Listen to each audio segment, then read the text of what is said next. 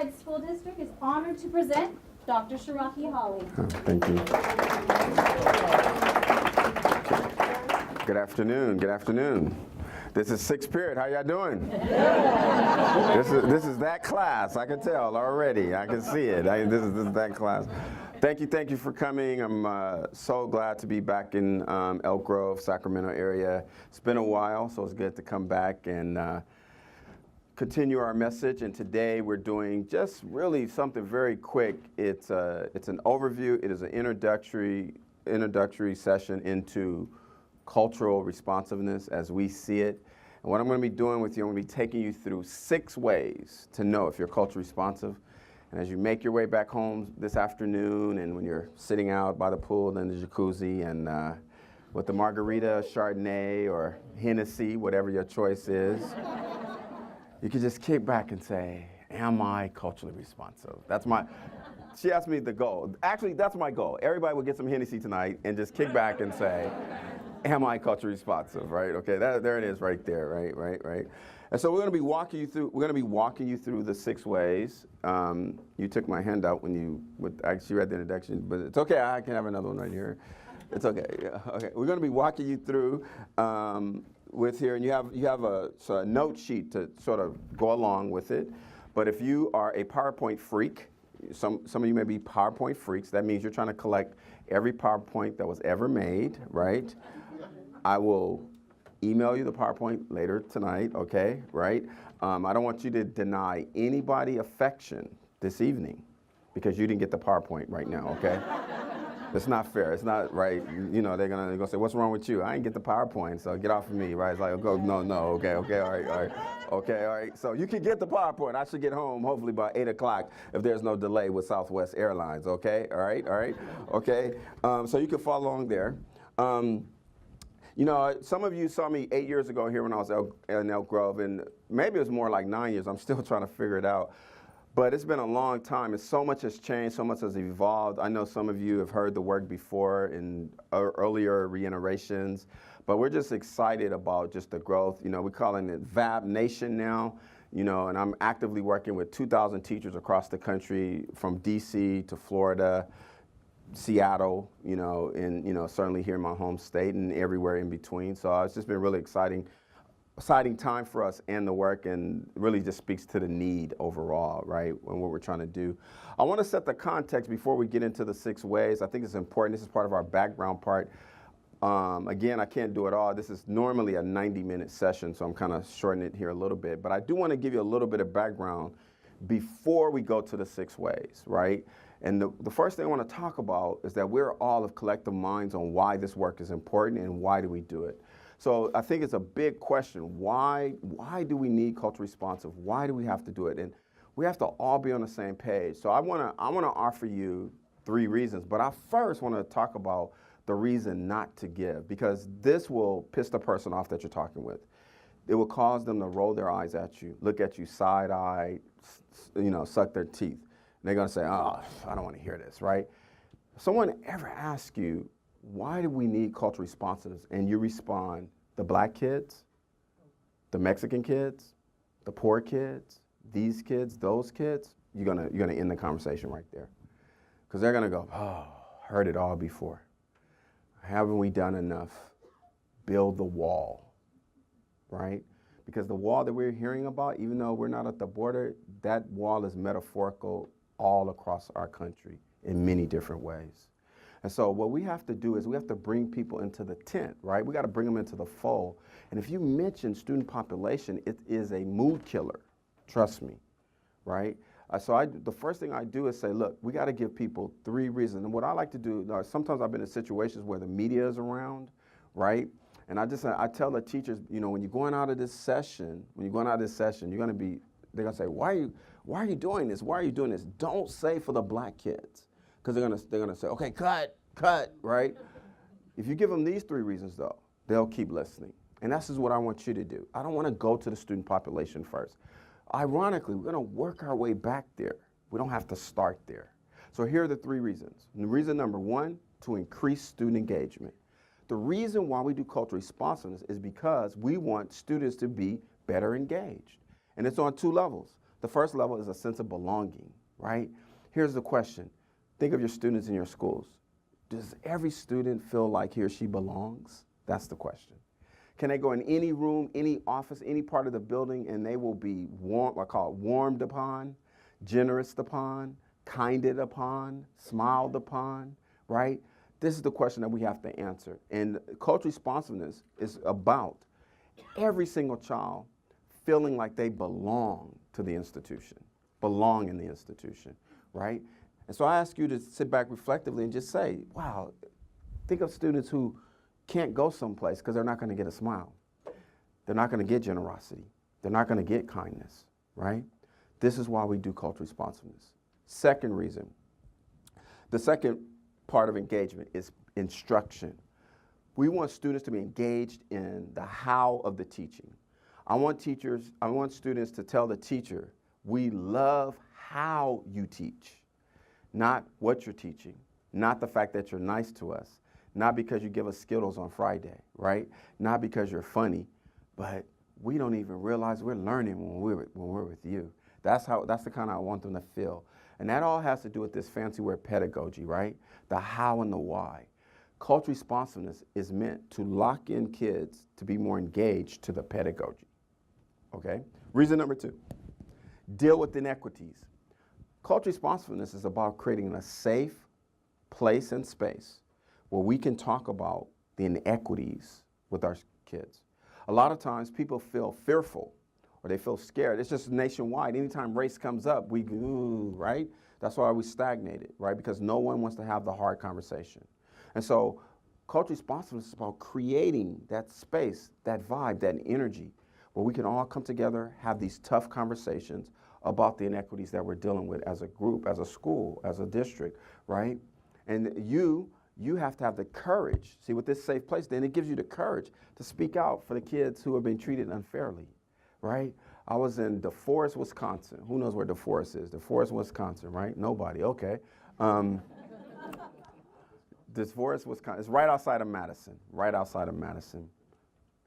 And this teacher, second-year teacher, because actually in the long day, I actually asked for inequities. Like when we were together all day, I say, tell me some inequities, right? And this teacher raises her hand, second-year teacher, and she talks about the fact that, and 800 superintendent board members sitting right in front. 800, and she says, you know, this is only, she says, I've been here 3 years, and this is the first time we've ever talked about this topic. And it's inequitable to some of the kids because they need us talking about this topic, but we don't. And you could hear a pin drop in that room after and I told her, you may not have a job, but I think you have great courage. Way to go. That took a lot of guts to say what you just said, right? But that's what it does take. It takes courage, right? It takes courage. And we have to be able to articulate these inequities. One of the issues with some of us, is that we don't do a good job of articulating it to others. Some of us, we go on and on to the break of dawn, right? And people are like, okay, when is this meeting gonna be over, right? And we're just going on and on. Other of us always gotta present a dissertation. Like every time we talk about it, it's gotta be a dissertation. And we're in the, look, I don't like it, but we are in the tweet world. Our president tweets out policy every Saturday morning, right? And this is what people are used to seeing, people are accustomed to. So we have to find a way, I call it an elevator pitch. And you have to be able to discuss these inequities as we go from the 1st to the 10th floor. I say 3-4 sentences or less. Can you talk about the inequities that your students are dealing with? This will bring the person into the conversation, right? So you have to ask yourself, why do we need cultural responsiveness? Well, because we need to deal with inequities. How do we deal with them? By talking about them, right? And we have to talk about them in a place that's safe, right? And that's what cultural responsiveness provides, that safe place and space. Third reason, this is the best reason, to give outrageous love. This is it right here, right? To give outrageous love. In order to understand this, you have to now think about who are the students that need more love. Not the ordinary, all kids need love. This is not the conversation, this is not the debate. Who needs more? That's the question. I call this more love outrageous love. It is another way of saying cultural responsiveness, right? Here's the problem. You can't put it in a school site plan. It can't go on a school report, right? No, you can't say, well, Elk Grove is going to be giving outrageous love in the newspaper. They're going to say, what the hell's going on over there? Right? This is internal to our conversation. This is internal to our conversation, right? And so we have to understand that cultural responsiveness is loving outrageously those students who need it the most. That's what it is, right? So first you have to say, who needs more?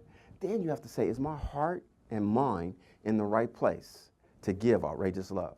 This is when I go to my Harvard, Stanford colleagues, and they tell me that you have to be in the right heart and mindset to be able to give outrageous love, which is cultural responsiveness, right? So what I always do with any audience, no matter how big, no small, no how long, no matter who I'm talking to, parents, whomever, I always got to do a check-in with you.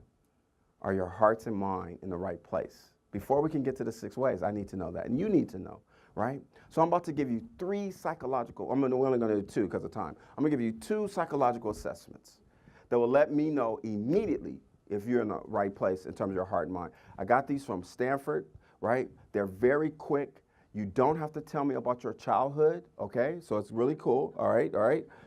All you have to do, the first thing you're going to have to do is going to take you a split second. It's going to tell me if you have self-love as an educator. That's what you're about to tell me right now, right? So here we go. All right, it's only going to take you a split second, so listen because it's going to go quick. All I need you to do right now is tell your faces that you're happy. Do that right now. Tell your face that you're happy. Some of you are struggling. Oh, Lord. Okay. There you go. There you go.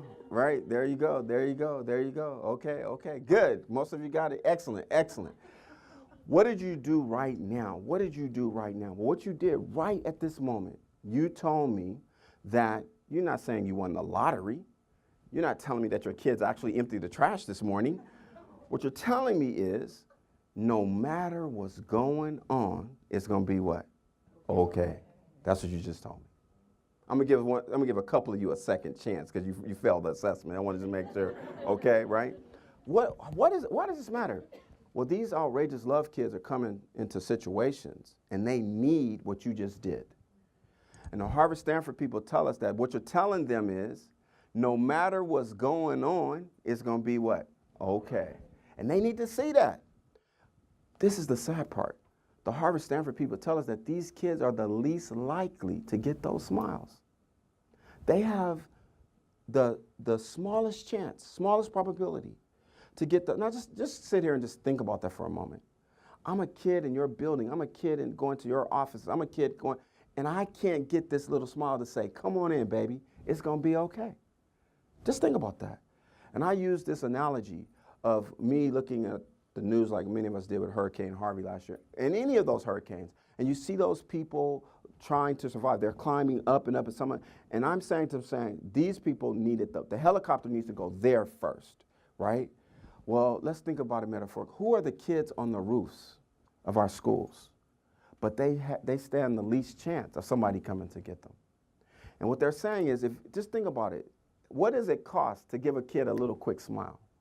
Coming into the office, coming into the nurse, coming into the different rooms, just to say, even if they get in trouble, they coming into the dean's office, just say, you done been here 4 times this week? It's gonna be okay. Okay? They need to feel that, right? And it breaks my heart that some of them stand the least chance to do it. We gotta give them more opportunity, right? So, second one. I need to know that there is only excellence in this room before we can talk about cultural responsiveness, right? Because these outrageous love kids, they can only afford excellence. They cannot afford mediocrity, right? They can't afford a mediocre principal. They can't afford a mediocre teacher. They can't afford mediocre food service, whatever, right? They must have excellence to make it through. So I need to know that I only have excellence in this room right now. I want to make sure. I'm hoping the mediocre people can't find the room. They're still looking for it right now, okay? All right, right? So you have to demonstrate your excellence to me. You're going to have to exude it, right? And what we're going to do is I'm going to give you some things to do, and you have to use your nonverbals, right? It's going to be more nonverbal than verbal, because since we're talking about culture, let's let our cultural expressions be focused on nonverbals for the time together. We know that a lot of cultures, particularly cultures of color, it's not what you say, but what? how you say it. And that how you say it is done in the nonverbals.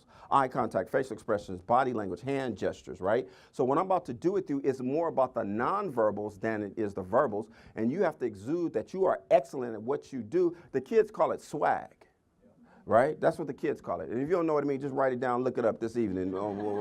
Okay, all right? It's called swag. That's what we're about to do. So I'm going to do it first, and then we're going to see how you take, and then we'll see how we go. I'm going to do it first, though. Here's what you're going to do, right?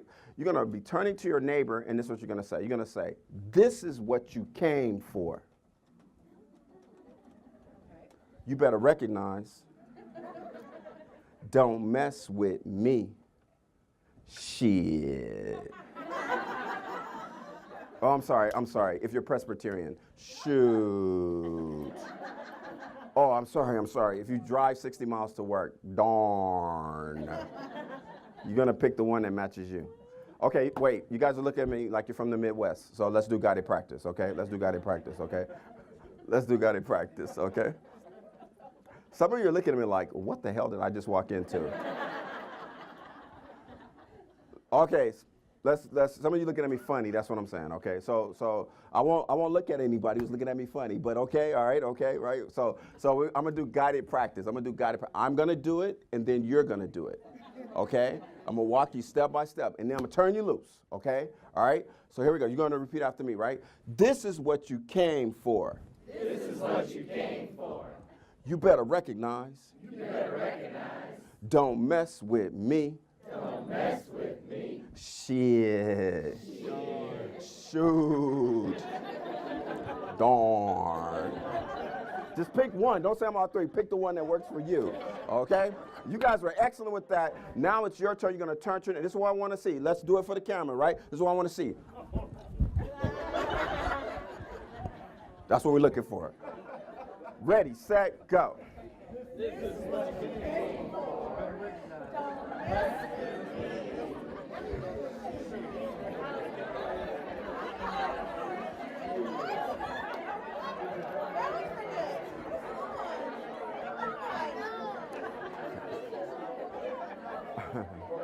All right, when I say bring it, you say back. Bring it, bring it, bring it. Now, I want you to know we got you all on tape. So be good, okay? We don't want anything popping out there on YouTube or something, right?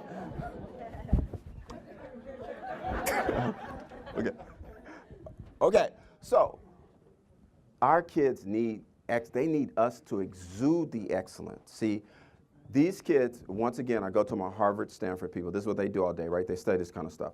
They tell us, you see these kids out on the yard, you see them on the street, you see them at the court, you see them on the field, right? You see them at the rink. I have to throw that in for my hockey people, right? It's a rink, right? Or yeah, okay, I just want to make sure, right? Okay, right. They have confidence, but when they get into algebra, algebra 2 and AP this and all of this, their confidence goes like this. Ooh. So we have to exude the confidence like the athletes and celebrities do. See, a lot of these outrageous love students, what they do is they feed off the athletes and the celebrities, right? Because they have swag, right? These guys, you watch them tomorrow. You know, we have our weekly national holiday. Starts tomorrow. There you go, right? Okay, right? You watch when these guys score and all the things they do, and right, the kids feed off of that. I see them as little as 3, 4, 5 years old. They've already begun, right? Watching these little guys play basketball, and they got on the band and everything, and they making shots doing this, and they're like 3 years, doing this, right? Well, they need to see that from us in school. Think about it. Just think to yourself, how do you walk across your campus? Are you like this? Right? Or are you stepping like, yeah, I'm about to, right? Do you jangle your keys? That's how hard your walk is. It jangles your keys, right? Okay? They hear you coming, right? Okay? That's what they need to see. I need you stepping in the I don't want to hear this in the classroom. I hope we learn today. That's not one of excellence. Trust me, I'm never getting on a flight if I hear the pilot say, I hope we make this flight. I'm saying, let me off this plane, okay? No, I need to hear the confidence. We're about to hit 33,000. It's going to be the best flight ever. We're going to get you there quick. Take your drink and relax. It's going to be all right. That's what I need to hear. Well, our kids need to hear that too. And we need teachers walking in classrooms telling them, today's going to be the best day of your life. You're about to learn like you've never learned before. This is what our kids need to hear. And we need people to exude that, right? Because if they feed off of it and they see you confident, right? They get confident, right? I just thought about something. I usually say it for the whole trip. So I'm going, linear people, I'm going on a tangent now. Linear folks, this is a tangent. Okay, okay, all right, just want to make sure you're right. But I normally say this in the full strength training, but I'm reminded of, when I think of swag, I think of my 8th grade teacher, Mr. Proctor, algebra teacher, Mr. Proctor. And we ran off the first teacher, right? She was cool, but we ran her off, right? And so he came in about 6, 7 weeks into the year.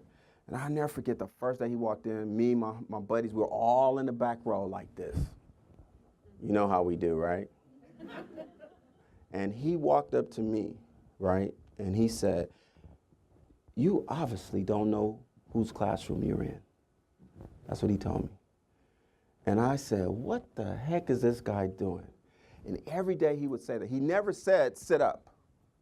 He always said, you don't realize who you're with. Because if you did, you wouldn't be sitting like that. And you know by the 3rd day what we were doing, right? Sitting up. And then he would tell us, "You are with the best teacher. I am the best algebra teacher. You are fortunate," right? Guess what? About 3 weeks, 4 weeks into him being there, we started saying we were the best. That we were the best algebra students in this school. His confidence just rolled off of us, right? If you want to hear something really personal about it, he was a drama teacher too, which mine probably has something to do with what he was doing with us. But anyway, because he did the school play, and we were so confident, we felt like we could do anything, right? And I remember the day he assigned us, he assigned me to be the wizard, And I was like, "Mr. Proctor, I can't do nothing. I can't sing, I can't dance." And he said, "Do you know who your drama teacher is?" I'll never forget it, right? And, I was the star of the show. I ended up, still in the show. And here I am today. Oh, this is life great. Okay, all right. All because of Mr. Proctor. All right, here we go, all right? Okay, but my point is, this exuding excellence is very, very important for the kids whose confidence are going to wane as they matriculate. The diagram goes like this. They go higher, their confidence goes like this. So we want to be there for them, all right? All right, most of you passed the test, so this is important in terms of heart, mind, and right place. Those are the 3 reasons that we give. Now, notice the difference in these and the other reason I gave you. You're talking to somebody. Why do you need cultural responsiveness? You say, for the Mexican kids, they go, "Oh, gosh," right? You say, increase student engagement. What could they say to that? Nothing. If they go, "Oh," then you know who you're dealing with. Can I give you my name? This is my own personal name. This is why I don't work for any institution. I work for myself so I can say this. You want me to give you my name? You're dealing with an asshole. Okay, now y'all can't say that. But you can think it and say, Sharrokey would say, right? Because if anybody rolls their eyes at any of these 3 reasons, that's how I term them. Because who can roll their eyes on increasing student engagement? Who can roll their eyes on talking about the tough inequities that some of our kids are facing? Who can roll their eyes at giving outrageous love?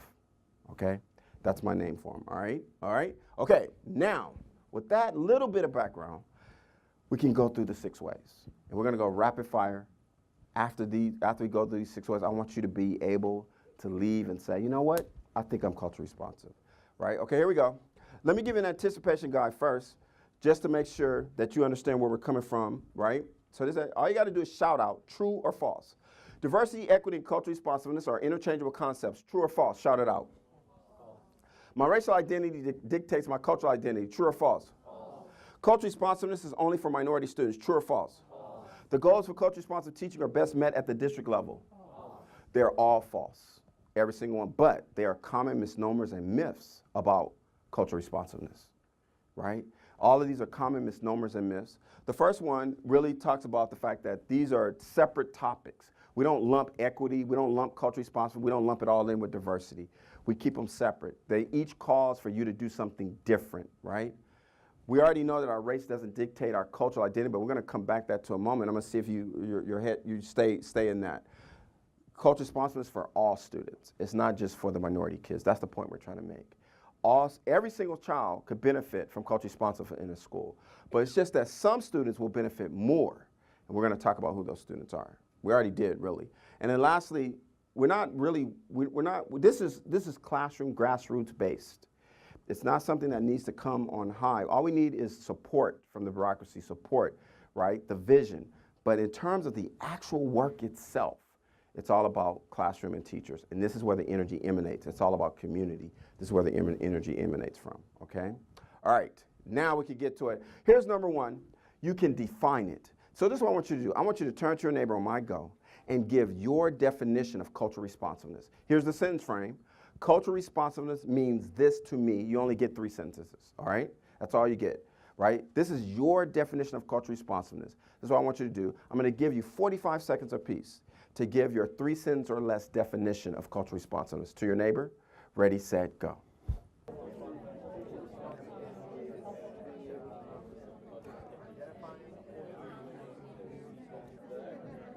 All right, when I say listen, you say up. Listen, listen, listen.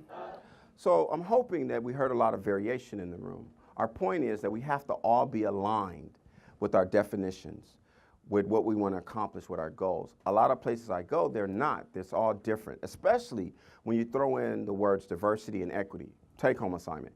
Look up diversity statement on your district website or your school's website. Look up equity statement on your district or school's website.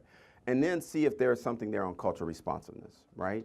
There are three separate things, and so we have to be clear on which one is which, right? There are plenty of places we can go for this. There are plenty of places we can go for this. We can go to Gloria Lansing Billings. We can go to Geneva Gay. We can go to Etta Hollins. We can go Villegas and Lucas. We can go, as I say in my book, there's so much research, it could fill up this room from the floor to the ceiling, right? That's not an issue, right?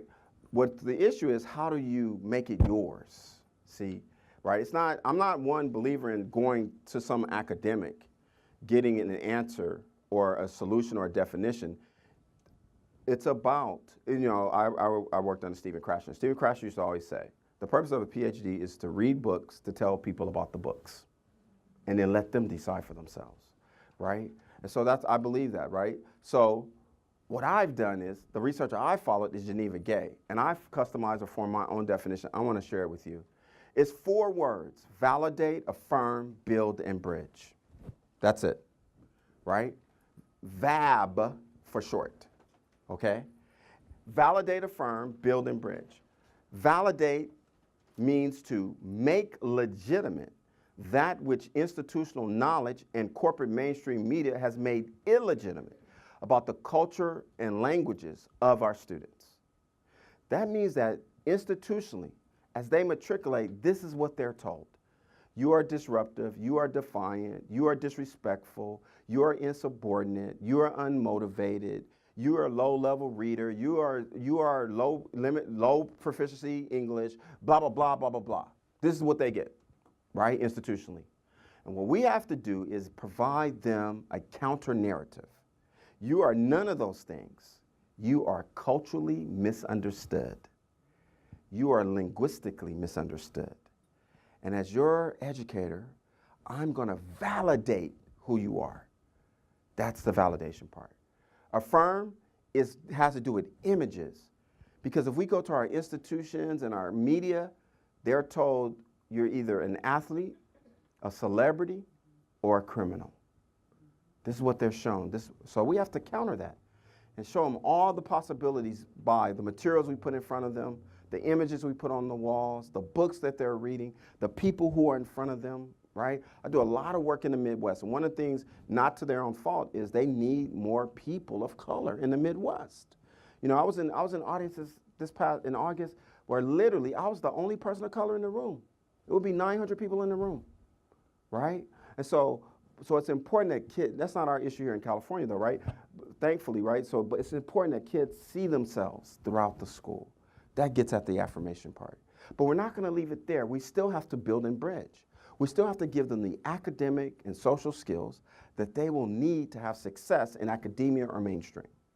That's just key. We can't just validate and affirm. We still have to build and bridge because they're going to have to go beyond Elk Grove. They're going to have to step out into this world. And I know you have high expectations. I've been in Elk Grove a couple of times. You guys are way up here.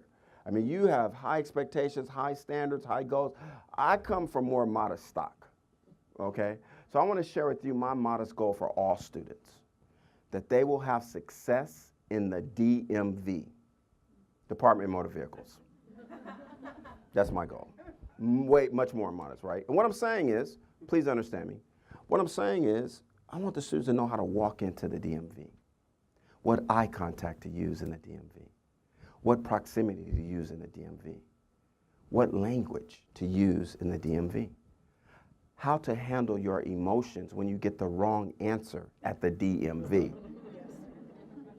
That's what I want. And when they walk out, I want them to walk into who they are culturally and linguistically. That's our goal, right? That's our goal. And I'm talking about the nuanced cultural behaviors that we all need to have success, if we choose to, in academia and mainstream. See, when I was at USC, go Trojans, right? Just throw that plug in. When I was at USC, there was just some things I could not do in my classes that was based on my cultural norm, right? It just wasn't gonna happen. So I had to understand that I had to be situationally appropriate, right? That's an academic term. We want to impress your partner later this evening. Just walk in and say, I need you to be situationally appropriate, right? It'll be a good night, right? Okay, right? What is that? It's this. What is the most appropriate cultural and linguistic behavior for the situation without losing who you are? This is what we want all students to be able to make that determination. Now, I know some of you are struggling with this because I don't look like the person who should be giving you this information. This is called the racial identity effect.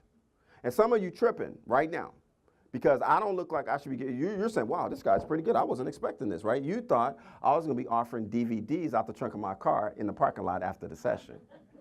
Hate to fool you. But I'm going to help you out, though. I sought out because I said, some people trip when I give them the information. So let me go to Harvard. And let me go to a professor named Andy Molinsky. Some of you feel better right there, right? Because he wrote a book called Global Dexterity. When I read this book, I said, wow, he's saying the same thing I'm saying. Except his world is business people who travel around the world. My world is educators. Look at his definition. Learning to adapt your behavior across cultures, no matter what culture you come from, what culture you're going to, or the situation you find yourself in. Global dexterity is, I want you to remember this, fitting in without giving in. And this is what we're trying to do with our students. We're trying to get them to fit in without giving in or giving up who they are. That is validation, affirmation, building, and bridging, right? And some of you like read books. I want you to go to Christopher Edmonds' book, right, which is a long title. It's written for, what does it go? Somebody knows it, for white folks and anybody else who's teaching in the hood, right? Well, he says that the students are neo-indigenous to school culture. Basically, foreigners in a foreign land.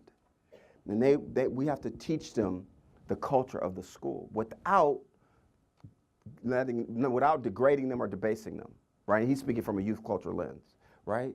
So that's what this is about. The bottom line is I want you vabbing here in Elk Grove.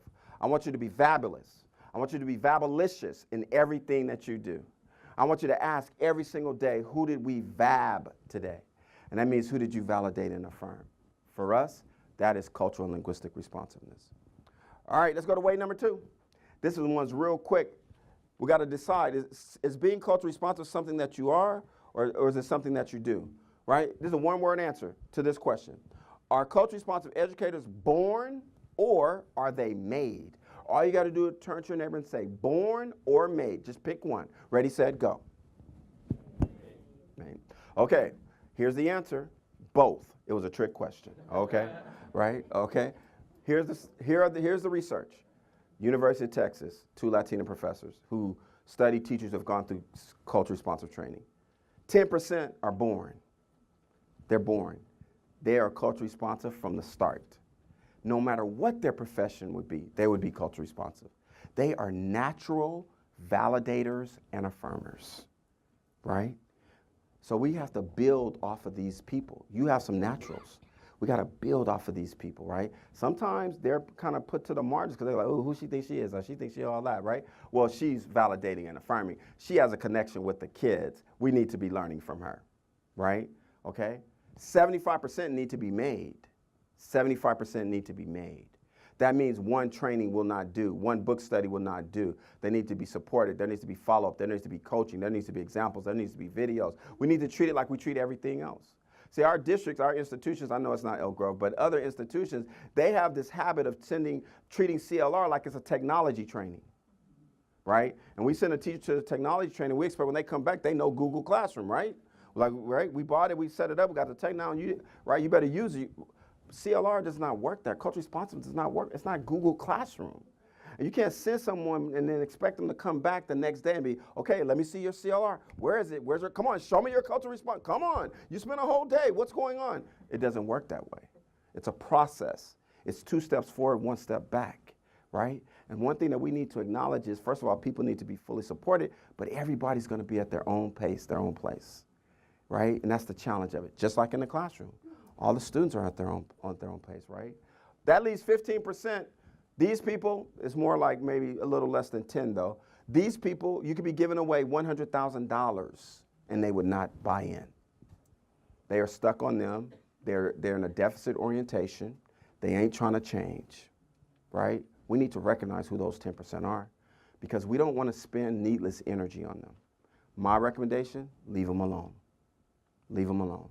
And they're going to be like that kid on the playground who first says, I don't want to play. You know that kid? Maybe it was you. You were that kid. Some of it, you look like you were that kid, right? Okay? It's like, I don't want to play. Okay? And then all of a sudden, we start playing and we having fun, right? You know, you didn't want to use your ball, so we balled up a whole bunch of paper out of the trash can, made our own ball, right? And we having fun. And then all of a sudden, 10 minutes later, you want to play. This is how we need to treat some of the teachers who are those 10%. Just leave them alone. And they will feel the energy. They will feel the vibe. And trust me, eventually they're going to say, I want to play, or they will move on, okay? I think sometimes we spend so much energy bringing these folks in, and I know why, because a lot of times they are the hidden leaders of the school, right? I understand why, and you feel like, speaking to my leaders in the room, you feel like if you get them aboard, you'll bring them aboard, but that may not necessarily be the case. So sometimes I say, just let them stand on the side. We'll work with those who want to go. We're basically talking about 80% of the school, so let's just go with it that way. Okay, so the answer would be made, most people, but there are some who are born. All right, let's go. Way number 3, you are not confused about your identity. This is the third way to know if you're culturally responsive, that you have a solid understanding and acceptance of who you are, racially and culturally, right? I'm about to find out. I want to know who you are. So we're about to do this activity called, do you know who you are? Do you know who I am, right? There's 6 blanks, right? Now, let's, just for those who are trying to follow along, this is for the nonlinear people. This is for the nonlinear people. We're at the bottom of the page 1. This is for nonlinear people. The linear people are with me. They're like, right? The nonlinear, these are the people, they're going right now. Where is that? Do we have that slide? Do we have that slide? So nonlinear people, we're right here. We're right here, right at the bottom. I need to know 6 things about you. I need to know your racial identity. How do you define yourself racially? I need to know then a behavior or an attribute that you do that is based on that racial identity. Meaning, if you were a different race, you would be doing different behaviors. Then I need to know your national identity, right? Citizenship, national affinity, and a behavior that you only do because you have an affinity with that nationality. If you were in another country or had another affinity, you would be doing a different behavior. Then I need to know your ethnic identity, right? Let's substitute the word heritage, home culture, who raised you, where you were raised. And I want you to give me a behavior that you do that's only connected to who raised you and where you were raised. I'm talking about family, I'm talking about tradition, I'm talking about heritage. If you were raised by somebody else in another place, you would be doing different behaviors. So you got 6 blanks to fill in. You could do it mentally or you could do it in writing. You cannot put human, that's cheating. And try not to use the same word twice. Do your best not to use the same word twice. I'm going to give you 2 minutes to fill it in. All right. As we wind this down,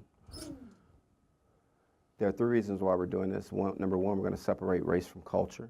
Because when we're talking about culture, I can't have you thinking about race. Because race is not connected to culture-responsive teaching. That's what, number one. Number two, I want to make sure we understand what we mean by culture, what we're trying to do with it, and mainly we're coming from an anthropological lens, right? And number three, I've already told you, once again, our Harvard, Stanford people tell us, to the extent that the educator knows who he or she is, what we're doing is called identity development right now. This is what we're doing. It's called an empathetic exercise. Those of you who had no problem filling it in, you weren't sitting there going, I don't even know who I am. Let me call, Those of you who just feel, what you're saying is, I have a high likelihood of empathizing. Well, empathy is a magic word for cultural responsiveness.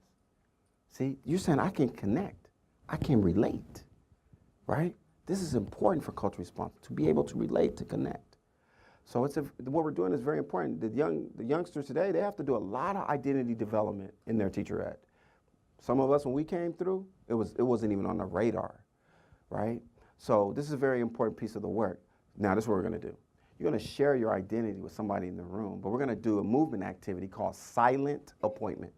Once again, since we've been working with nonverbals, you're going to have to use your nonverbals. You cannot talk. You cannot talk, right? And you cannot move. You got to do it from your seats. You got to make an appointment with somebody not sitting in your row or the row behind you. You got to, through eye contact, facial expressions, hand gestures, you got to find somebody to talk to. And on my go, you're going to stand up and you're going to go talk to that person, right? Now, when you get the appointment, don't move. Just do this, because I want to make sure everybody has an appointment before we move. Just do thumbs up. All right, let's make our appointments. Don't move, middle school students. No, don't move yet, okay? All right? Right, period 6. Yeah. All right, I need to give a couple of you a hint. You got to look at somebody. All right? I just want to make sure everybody has an appointment, right? I just want to make sure everybody has an appointment. Okay. Thumbs down, hands down, right? Now, the room is not conducive to movement. I realize this. But I come from the house party generation. So we're going to turn it into move. What I'm saying is you can move the chairs, do whatever you have to do to get to that other person, okay? Right? One more. We do cultural greetings when we in our culturally responsive classrooms because it is the initial connection, the initial bonding. It's saying, I respect you, I value you. So I want you to do a greeting that comes out of youth culture. Youth culture. Young people do this greeting, okay? It's from Washington, D.C., D.C. public schools. I learned this when I was working in Washington, D.C. with students at Anacostia High School. It's called the D.C. clap. That's what they called it, right? It goes, so you're standing to the neck, right? Do it like this. 1, 2, 3. On the third one, you're going to hold hands like this, right? Kind of like that. And then you got to do a little bounce like this. Boom. Like that, okay? Okay, some of you look at me like you're from the Midwest, so let's practice with the air. Let's practice with the air. Let's practice with the air. Come on. 1, 2, 3, boom, bounce. Just a little bit of rhythm, okay? Just a little bit. Okay? All right? I'm going to give you a total time of 4 minutes. Ready, set, go.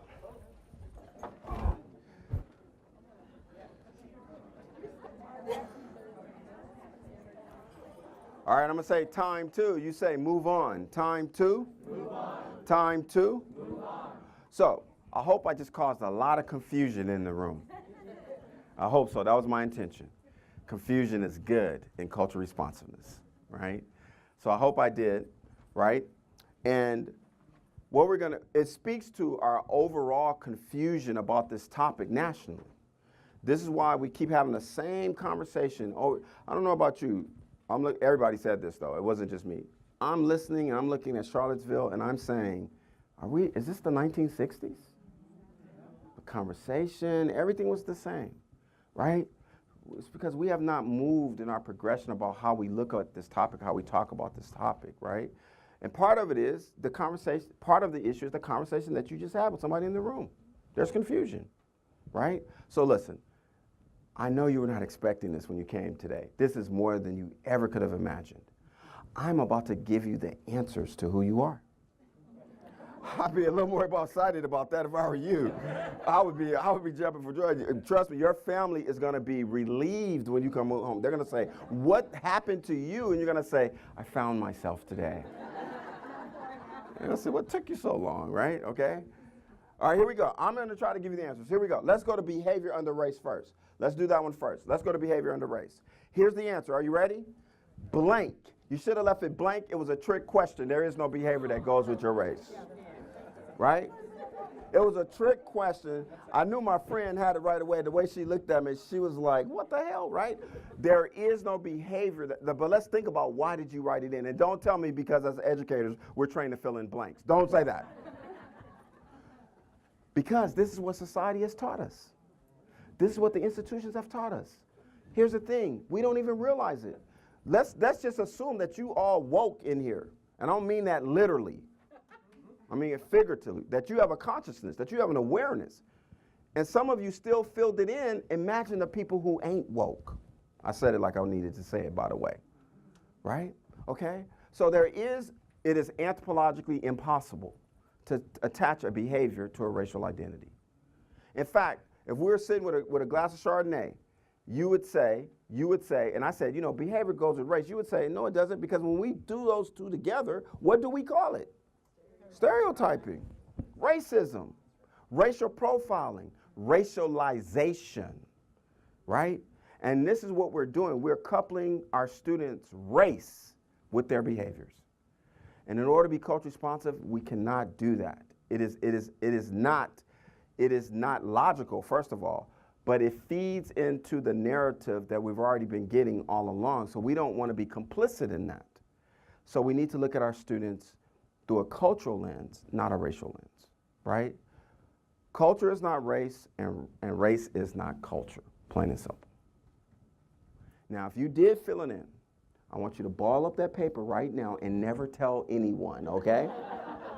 Because I want you to appear literate when you're talking to folks, okay? Now let's go to the other side. Let's go right here. Let me give you the answer. It's not a color. Race is not white. Race is not black.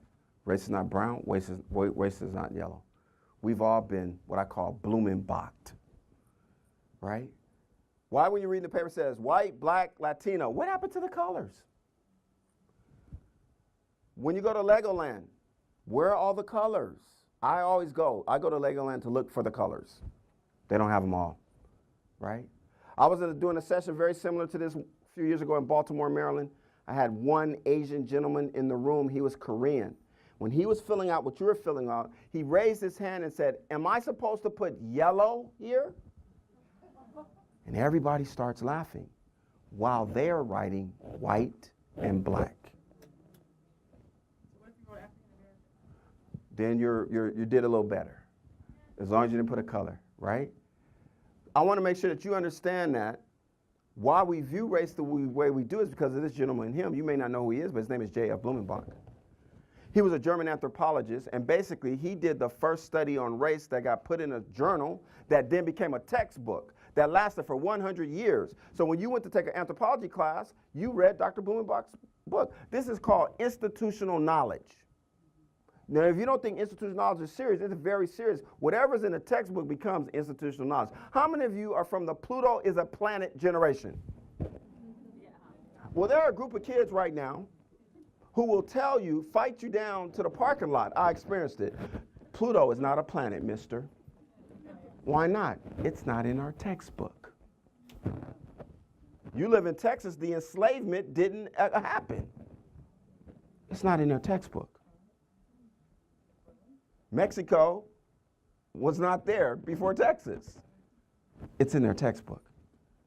That's institutional knowledge, right? So this is institutional knowledge. Blumenbach, let me give you his research question. His research question was, who's the most beautiful race on earth?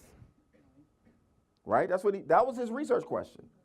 And he searched all over the world in Europe. Found an area that today we would call Soviet Georgia. Back then, though, it was called the Caucasus Mountains. And he got there and he said, these are the most beautiful people on earth. most beautiful eyes, most beautiful ears, most beautiful hair, most beautiful noses, and he named them Caucasian. That's where the term comes from, J.F. Blumenbach. And from that point forward, he determined how we would look at race to this day, because you proved it to me right now, if you put a color there. You've been Blumenbached. Now, truth of the matter, he did the first racial classification. So all of us would go into one of these 5 races based on classification, right? Race is arbitrary. That's the point. We just make it up. On your institutional documents, there are like probably 5, 6 different races. When you go to the census, they add 2 races every 10 years, right? Because we're just making it up as we go. That's what's going on right now, right? Then some people say, what about, we want to acknowledge multiracial, biracial. This is not an issue. The problem is historically, it was an issue though. Not in the past 50, 60 years, but if you had any drop of non-Caucasian blood, you were that race, regardless, right? Now we got today, this is how twisted we got today, people spitting in a cup and sending it off to somebody for $300 to tell you if you got some West African blood. You saw 23andMe and, right? I know you ain't gonna admit it here, but some of y'all done spit in a cup and sent off $300, and I could tell you for free if you got some African blood. I won't charge you a dime. All I gotta do is ask you one question. Do you have a kitchen? And if you have a kitchen, then you may have some West African blood. Let's find out how many people got a kitchen. Whoa, wait a minute. Whoa, this is too many people. Wait, we gotta clarify what we mean by kitchen. What do we mean? Does anybody want to, what I mean by kitchen? What I mean by kitchen? Put your hand at the back of your neck. Put the hand at your back. You gotta tell them more than that though. How's it feel? So it is the nape of your neck and your hairline. And the hair curls up, naps up, coils, whatever you want to call it. And the young ladies used to have to go to the kitchen to get it combed out or pressed out. And it became affectionately known as the kitchen.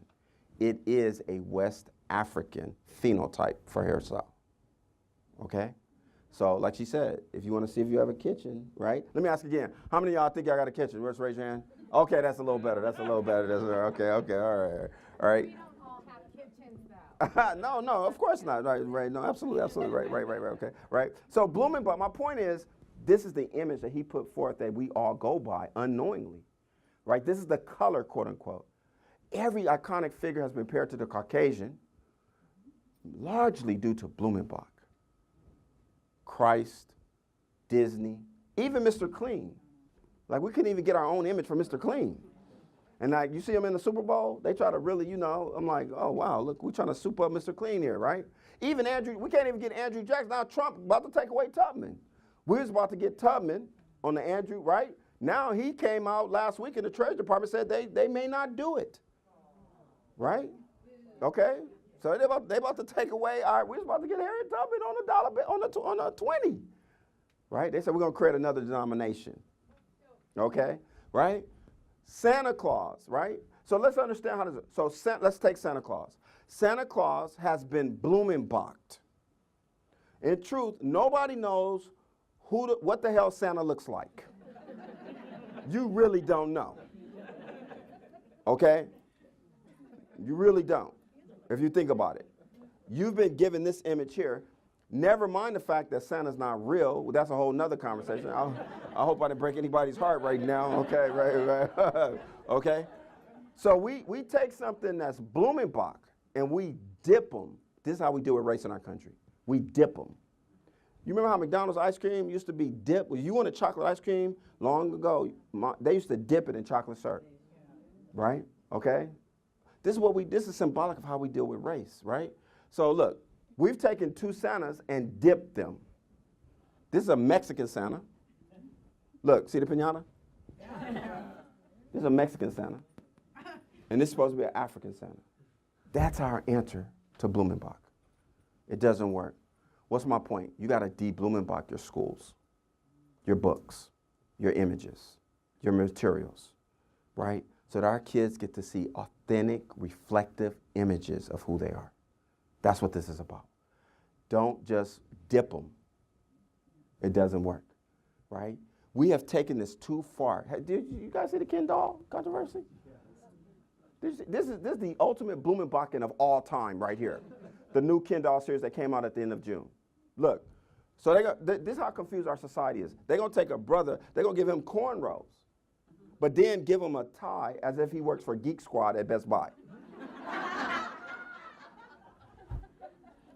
And then they're like, okay, let's get a straight lace one over here, brother, you know, right? And then we got a man bun. And I don't know who the hell this guy's supposed to be right there, okay? Someone told me a hipster, right? Okay, if you say so, right? This is all result of Blumenbachen, okay? So I'm saying go through your images, go through your materials, go through what you have on the wall and ask yourself, am I Blumenbaching my students, okay? Geneva Gay's recommendation is that you should simply just put up images of the kids everywhere in the school. For everything. There's nothing more authentic than the image of the kid themselves. I'm not talking about mug shots. Running, playing on the computer. You know, I work at one school, they said they had Blumenbach images for no running in the hallway. See, they had Blumenbach images, right? So I said, look, let's find a kid, tell them run through the hallway, and let's take a picture. And let's just replace it. These kids, they were like lining up to run through the hallway. It's like, can I do it, can I do it, can I do it? And then you get them when they're like, okay, that's what we're trying to do there, okay? What's the point, folks? We focus on the rings of culture. All the other of your identities, all the rest, the national, the ethnic, they all fall in the rings of culture. This is who you are. This is our focus.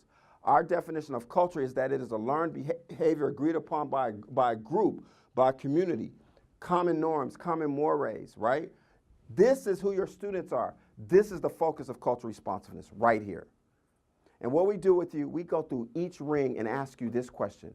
Are you validating and affirming who the students are right here? You see, the number one predominant behavior in schools is age culture.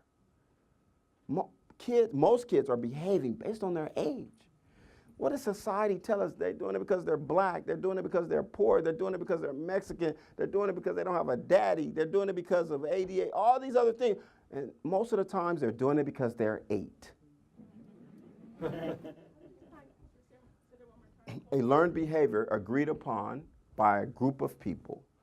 Norms, mores, guidelines, right? That's how we define culture, okay?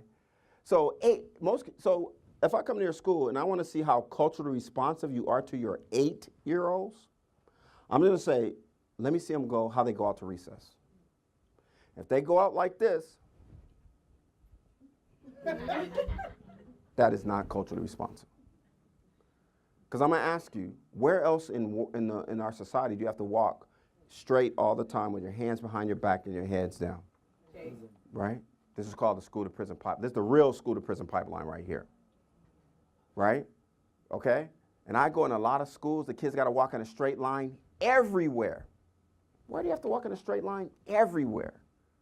We have to teach our kids to be situationally appropriate with how they walk through the school. Now, I know Elk Grove, I get you. Y'all kind of up here, like I said. I know some of you are saying, well, we don't do that. We don't. I see it. You're leaning over right now. We don't do that. We don't do that. This isn't too much better.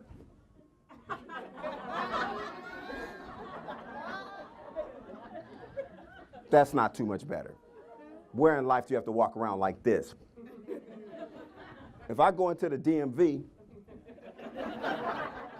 they're going to say, you need to get out of here. Okay? All right?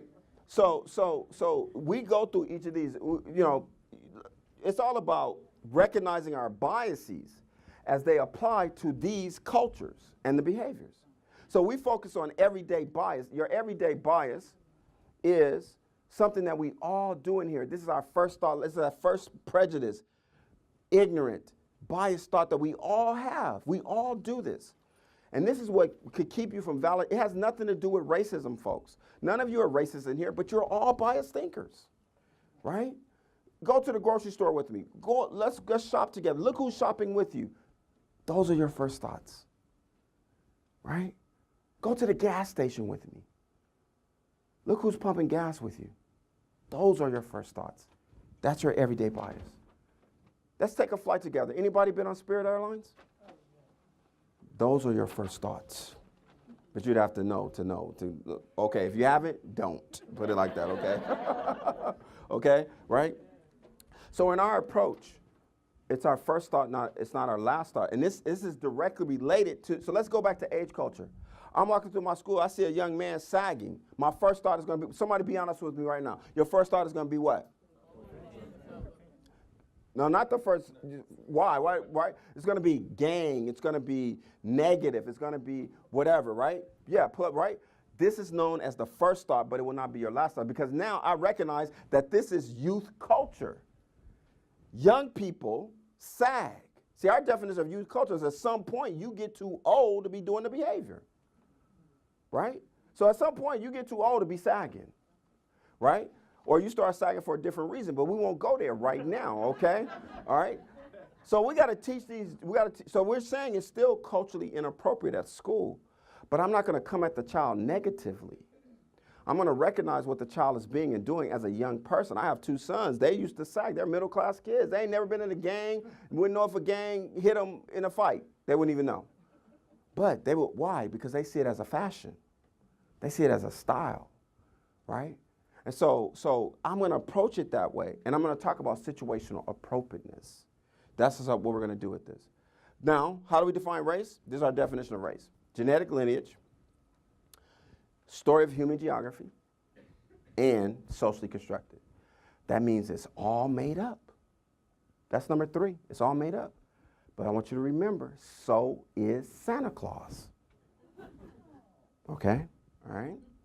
All right, real quickly, got 3 minutes here, 2 minutes. Is the band going to play at the end too? Probably. They didn't like go home now, right? Okay. I just listen for the band. I go like, okay, we're done. Okay, right. All right. All right. You know, it's kind of like you're in your house and you hear that noise coming from upstairs. You go, what is that, right? It's kind of like that thing, right? That's how I kind of feel being over here with the band over there. It's like, what is it? All right, so you know who you're serving, you know who you're not serving. Basically, what we need to know is who are your underserved. These are the kids not having success academically, behaviorally, and socially. I want you to think of your own school context right now, and I want you to answer this question for me. Who are the students getting bad customer service? And I want you just to share with your neighbor who you believe those students are. Who are these kids who are getting bad, they're getting a raw deal. They're getting the short end of the stick. Who are these kids? Share with your neighbor real quick, go.